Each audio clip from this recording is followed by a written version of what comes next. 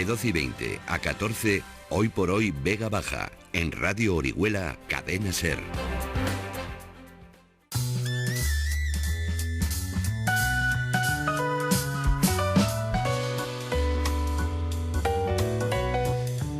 Bien, pues vamos ya con una de las últimas secciones. Ya sabéis que acabaremos con la música, pero ya tenemos en nuestros estudios a Antonio Mazón. Antonio, buenos días. Buenos días.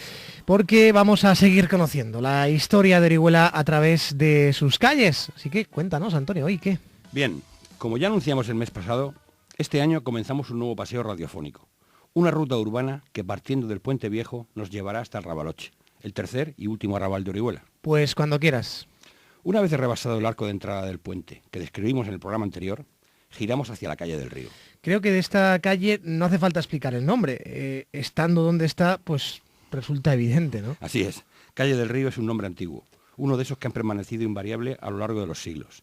Nacía en el pasadizo de la Torre de la Sala y continuaba por las traseras del Granero del Cabildo, un añejo edificio que las desamortizaciones del siglo XIX pasó a manos privadas y en su solar se construyó el Banco Hispanoamericano. Luego la calle se ensanchaba y en medio quedaba el edificio de las pescaderías, junto al callejón de las carnicerías que comunicaba con la plaza. ¿Se vendía carne y pescado en esta zona? Desde el siglo XIV nada menos. Jaime II autorizó la instalación de 8 carnicerías como medida higiénica, prohibiendo la venta de carne en cualquier otro lugar. Carnicerías y pescaderías fueron desplazadas para alejarlas de la plaza. Así pues, quedaron en la calle del Río y en los callejones cercanos. Imagino que apartaron estos establecimientos del centro para evitar los malos olores. Podemos hacernos una idea del tufo que desprendían estas instalaciones sin refrigeración. Pero el olfato es también el sentido capaz de transportarnos en el recuerdo. Al girar la esquina del puente, yo nunca he olvidado los penetrantes aromas de las verduras, encurtidos y salazones que desprendía el mercadillo de comestibles que se montaba en esta calle hasta hace pocos años. Desgraciadamente ahora son otros, ¿no? Los aromas que se respiran transitando junto al río, no tiene nada que ver. Bueno, a lo que vamos. Un sitio tan comercial y cercano a la puerta de la ciudad era zona de mesones y posadas. Por poner ejemplos, sabemos que más o menos donde está el bar Manolo había un mesón en el siglo XVIII que se arrendaba en periodos de 3 años. En el XIX estaba el mesón del Pregonero o de Nuestra Señora de las Virtudes y era frecuentado por los arrieros valencianos. En la acera de enfrente estaba el mesón moderno o de la Palmera y el de la Compañía o de Carlos III, frecuentado por los arrieros castellanos. El trazado de esta calle lo fue marcando la muralla, como podemos comprobar contemplando las excavaciones convertidas en museo de la muralla. Bueno, estás hablando del edificio Casa del Paso, que es como se llama, de la Universidad Miguel Hernández. Sí.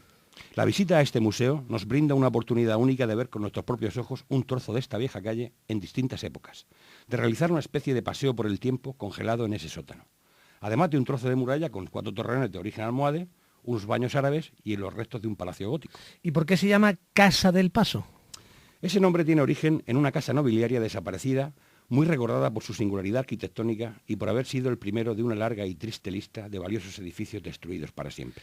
¿Y cuándo la derribaron entonces? En 1969, precisamente en el año en el que el casco oriolano fue declarado Conjunto Histórico Artístico. ¿Nos puedes contar algo de ese edificio desaparecido? ¿Por qué lo llamaban del Paso? Por el portalón que daba a la calle del Río se accedía a un pasaje en cuyo interior estaba la entrada de la casa. Pasaje que conectaba a su vez con un callejón llamado de Togores, para terminar en la plaza. Esta es la razón de que se denominase Casa del Paso. Pero también fue llamada de los Togores y de los Sandovales. ¿Estos son apellidos de los dueños? Efectivamente. La mansión fue construida en el siglo XVIII por los Togores, los señores de Jacarilla, cuyo apellido derivó a Roca de Togores cuando Jaime, cuarto señor de Jacarilla, se casó con Beatriz Roca y Rocaful. Esta señora fundó un vínculo a favor del último de sus hijos, al que impuso como condición en su herencia tomar como primer apellido el de Roca. De ahí surgió el compuesto Roca de Togores. ¿Y los Sandovales? Este nombre es del siglo XIX. En 1811, Ignacio Roca de Togores falleció sin descendencia y la casa la heredó su sobrina, que estaba casada con un Sandoval, prestigioso apellido murciano. ¿Algo más sobre esta Casa del Paso? Comentar que a finales del XIX albergaba oficinas militares, que en 1890 fue ofrecida para Plaza de Toros, proyecto que no prosperó, y que convertida en casa cuartel de la Guardia Civil se mantuvo hasta mediados del siglo XX. En ella estuvo destinado, por ejemplo, el suegro de Miguel Hernández. Vaya curiosidad. ¿Hacia dónde vamos ahora? A partir de la plaza comenzaba un espacio estudiado a fondo por Pepe Ojeda. Se trataba de la zona de refuerzo de la muralla donde giraba para buscar la torre de Envergoñes. La zona, con un amplio descampado, se llamaba de Les Torres, en referencia a los torreones que la defendían. Ojeda localiza aquí la Casa de la Pólvora y una fábrica de vidrio. Todo cambió cuando el conde de la Granja cedió unas casas y lo que quedó de la Plaza de las Torres se convirtió en Plaza de la Compañía. ¿A qué compañía te refieres? A la de Jesús, la orden a la que pertenece el Papa Francisco. La llegada de los jesuitas cambió la fisonomía de la zona. Si te parece, podemos dedicar el resto del programa a contar la historia de cómo pasó de los jesuitas a las salesas. Venga, pues me parece. Bien, si atravesamos el edificio Casa del Paso, salimos a la plazuela de las salesas, la que en el siglo XVIII se llamaba Plaza de la Compañía, porque en el solar que ahora ocupa el monasterio y la iglesia de las Salesas se estableció a finales del siglo XVII el Colegio de la Inmaculada Concepción, San Joaquín y Santa Ana, regentado por la Compañía de Jesús. Su llegada a Orihuela no fue fácil. Tuvieron que intentarlo 3 veces. En 1597 se presentaron recomendados por el virrey, pero en Oriola se estaban instalando ya demasiadas órdenes religiosas. En 1637 convencieron a Tomás Pedrós, hijo de un próspero comerciante y heredero de su gran fortuna, para que le financiase el convento. Tomás había quedado viudo y sin descendientes y pretendía costear una cartuja en el antiguo convento de San Ginés, cerca de Campoamor. Pero ciertas dificultades y un malentendido con los cartujos en uno de sus viajes a Valencia le hicieron cambiar de idea. Se hospedó en el colegio de San Pablo y acabó llevándose en su propio coche a 3 jesuitas para que fundasen uno de sus colegios en Orihuela. Pero al final fracasó la fundación. ¿Qué pasó? Que la ciudad le presionó para que continuase con la cartuja y tuvo que dejar plantados a los hijos de San Ignacio. En el tercer y definitivo intento, un jesuita llamado Juan Maza convenció a su pariente Juan Rocamora y Maza, conde de la Granja, y a su esposa María Manuela Valenzuela, la marquesa de Rafal. El conde les cedió unas casas y cuantiosas rentas procedentes de la Granja y de Benferri. Así, en 1686 llegaron 6 jesuitas desde Murcia. Debía ser costoso fundar un monasterio.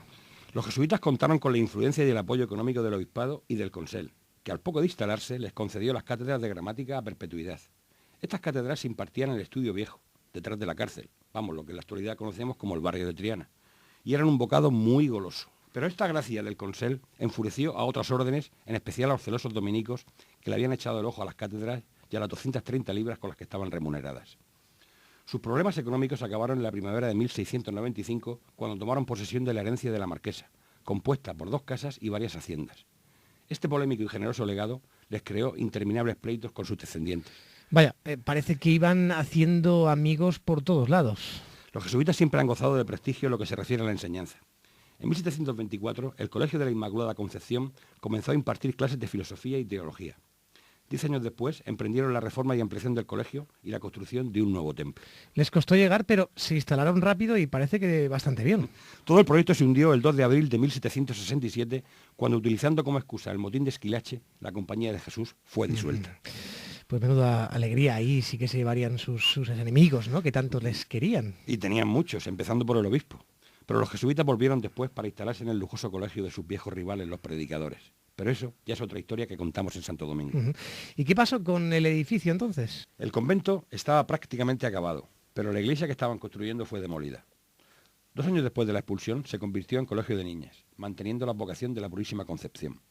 El impulsor y alma de esta institución fue el obispo José Tormo, enemigo declarado de la Compañía de Jesús. El colegio femenino gozó de gran éxito, pero a la muerte de Tormo en 1790 comenzó su decadencia.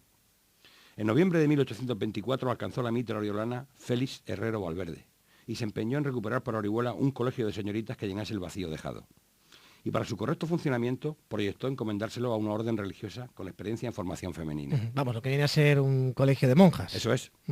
Este prelado era madrileño de Fuenlabrada y mantenía contacto con las reales salesas de Madrid a través de su prima que profesaba en dicho convento. Les propuso hacerse cargo de la fundación y el proyecto recibió el apoyo total del ayuntamiento, que nombró un comisionado para viajar junto al obispo al Real Monasterio de Madrid. En octubre de 1825 obtuvieron el permiso de Fernando VII. La empresa estaba encauzada, pero el estado del edificio y la falta de recursos económicos frenaron su puesta en marcha.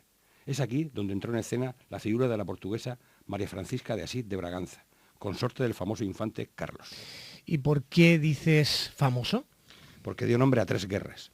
Carlos María Isidro de Borbón era 4 años más joven que su hermano el rey, y abrigaba muchas esperanzas de convertirse en su sucesor, ya que Fernando VII seguía sin descendencia en su tercer matrimonio. La posible llegada al trono del infante Carlos se convirtió en la esperanza de los partidarios de la vuelta del absolutismo y del mantenimiento de las viejas costumbres, entre ellos la añeja Orihuela y su obispo, que ya había tenido problemas con los liberales antes de alcanzar la mitra. La fuerte vinculación de la infanta con las salesas de Madrid la llevaron a aceptar el patronato del monasterio de Orihuela a principios de 1826. Nombrados por el rey fundadores y patronos, los príncipes dotaron al nuevo convento de cuantiosas rentas y fincas, y en tan solo 3 meses adecentaron el viejo convento lo suficiente para que 8 religiosas y una pretendiente se instalasen en la clausura tras soportar el largo viaje desde la capital. Entre las monjas figuraba una hermana y la prima del obispo. Inmediatamente se encargó de la construcción de la nueva iglesia y de la remodelación del convento el capuchino Fray Antonio de Benimassot. En marzo de 1829, a petición de su hermano y de su cuñada, el rey lo igualó en derechos al de Madrid, concediendo una pensión perpetua de 50.000 reales.